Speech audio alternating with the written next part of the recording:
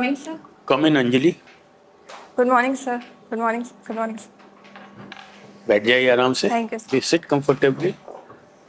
Anjali, you are of course for working something in Airtel Digital, have a degree in computer science, good. Yes, sir. And also you have taken geography. Yes, sir. See, let me explain the concept of urbanization in geography. What is it?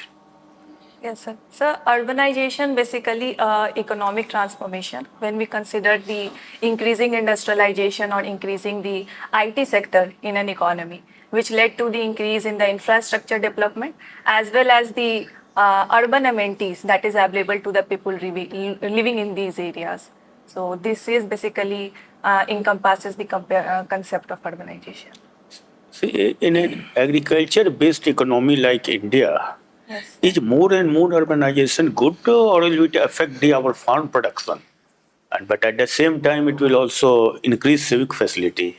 So how do we explain these? Yes, sir. Yes, sir. The India is a primary economy that is mostly based on the agriculture.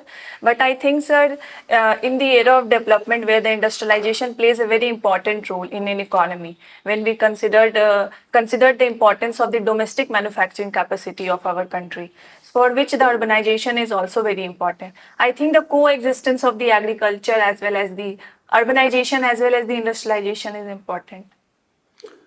Similarly, another paradox I find that now India is now the world's most populous nation. Even we have, I would say proudly, and it is sad. It's not a question of pride, but we have overtaken China. But then some people say that India has a good demographic dividend. It will help. Now, what is demographic dividend? How will it help?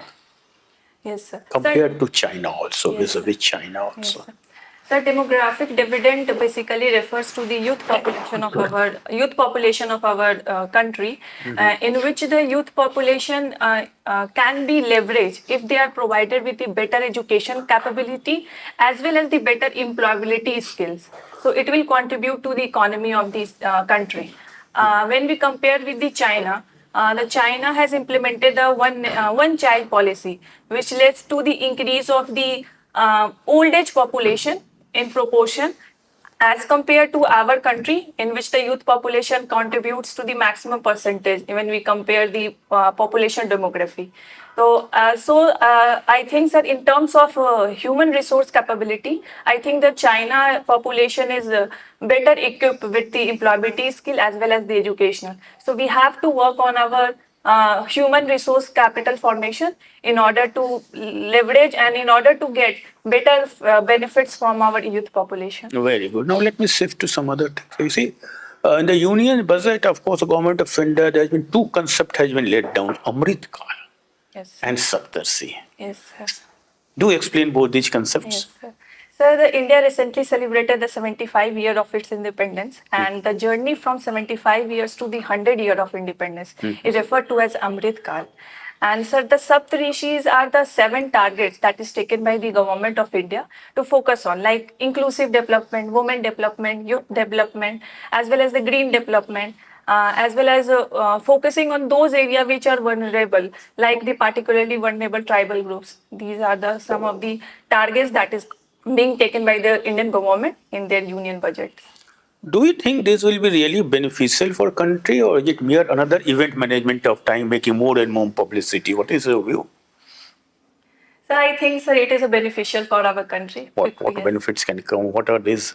Sir, since the sub-policy contains very diversified target. For example, we have taken the inclusive development programs where we are having the budget allocation for improving the health sector. Apart from that, sir, it has the budget allocation for even the vulnerable section of our societies, like women's and tribal groups. And sir, we are also using our economy benefits in order to increase the sustainable development, like we are focusing on the national solar mission plans as well as we are focusing on the hydrogen mission. So these are the few aspects that India is working on. I think it will be provide India with a better economic benefit as well as the sustainable development in a long run. Very good. Now lifting some to technical knowledge, I just want to know, Yes, sir. you must have heard of fintech. Yes, sir. Yes, now it is helping financial inclusion, particularly in our rural area. How is it helping and what are the some developments in this regard? Yes, sir. So fintech is basically mean the inclusion of the technology in the financial sector of our economy. So basically, sir, we are using the different applications like a digital app or even the online banking services. So, for example, sir, the UPI (Unified Payment Interface) is one of the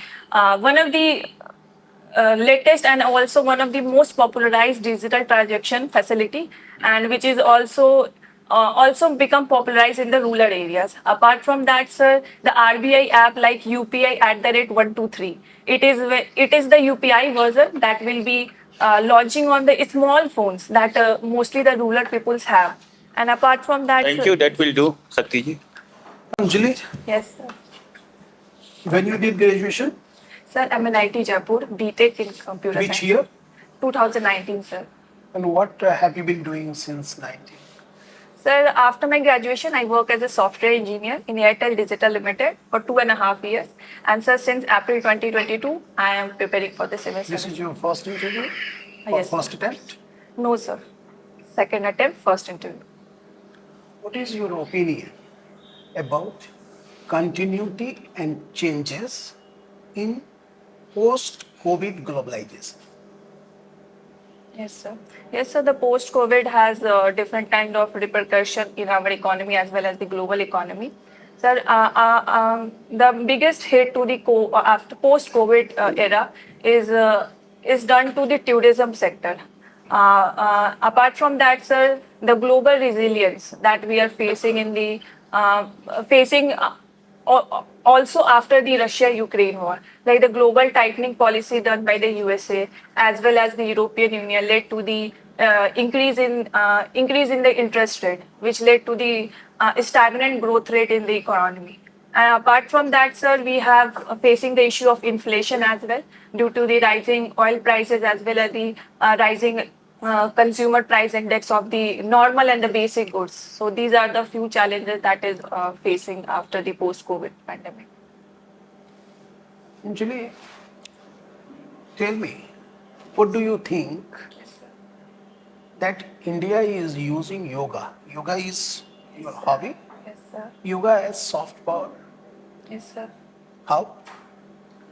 So yoga is an ancient practice, and yoga basically is an ancient practice, and the soft power means that we are connecting directly with the social and the cultural, and as well as to have the people and people connectivity between the nations.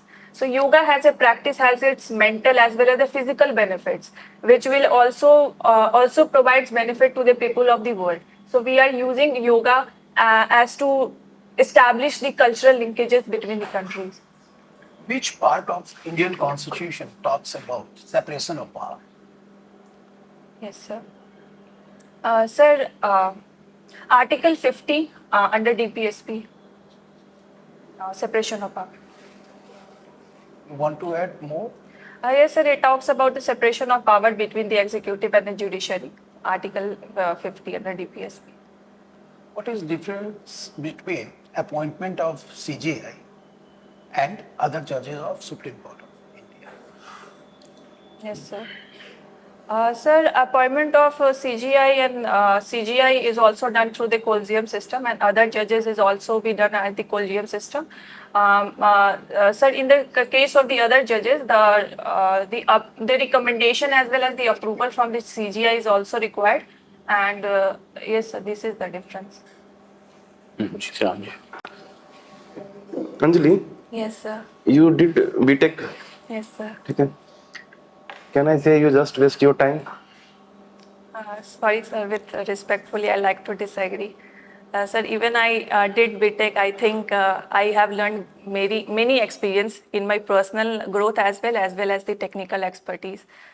Okay. How you will implement your computer science knowledge in the field of the civil services examination? Yes, sir.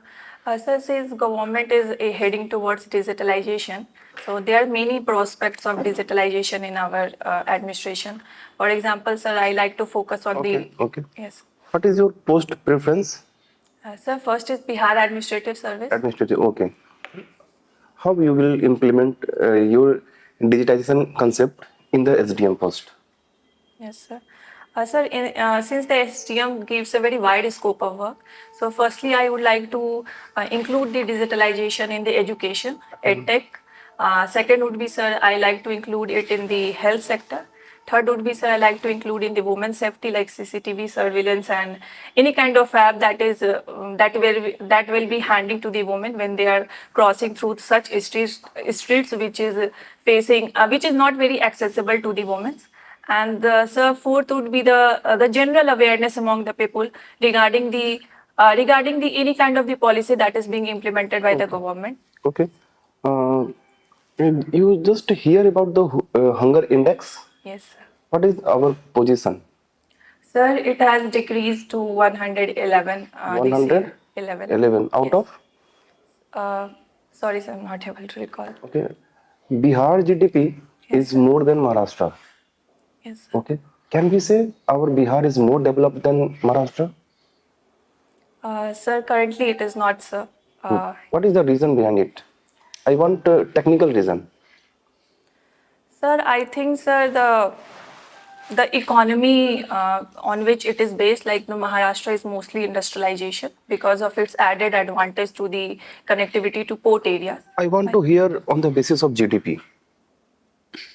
GDP of Bihar is more than GDP of Maharashtra.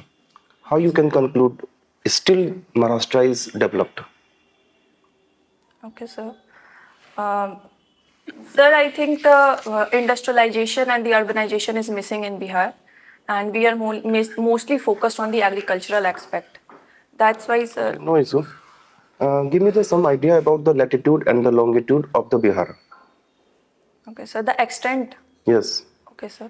So the latitudinal extent is, sir, 24-degree north to 27-degree north, and sir, for the longitudinal extent is 83-degree east to 88-degree east. Okay. What is adware? Adware. So basically, it is related to the advertisement software. So, Sure. sorry, sir, I'm not sure. Okay. No issue. What is OpenAI? OpenAI. Yes, sir. So OpenAI is basically a company that provides the language modeling software in the form of currently it is in the form of the ChatGPT. ChatGPT. Yes, sir. Okay. And one last question. What is the DigiLocker? So DigiLocker is a cloud computing service that is provided by the government, which provide the online certificates available to their common citizen. They can find all their certificates related to their educational qualification as well as any kind of certificate like caste certificate that is available on the clouds, and it can be accessible through the digital app. एक और question आपके लिए. Yes, sir. आप SDM बन गए. Yes, sir. कहीं आपके जिला में कोई पुल बन रहा है. Yes, वो sir. पुल टूट गया. Yes, sir. What will your first step? आपका पहला स्टेप क्या होगा? सर मेरा पहला स्टेप यही होगा कि मैं उसकी. Yes sir. ठीक है, आपका इंटरव्यू ओवर हो गया, आप जा सकती हैं. Thank you sir.